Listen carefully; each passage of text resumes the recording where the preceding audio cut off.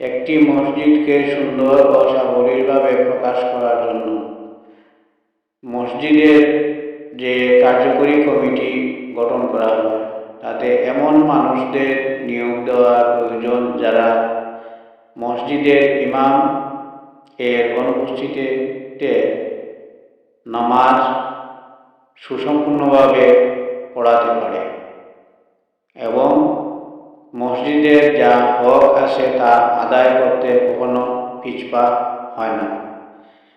ব্যবসায় সুদ এবং বিভিন্ন অশ্লীল কাজের সাথে জড়িত অর্থের দম্পতি যারা সমাজে ত্রাস সৃষ্টি করে তাদেরকে কখনো মসজিদ কমিটির সদস্য হিসাবে গণ্য করাও উচিত নয়।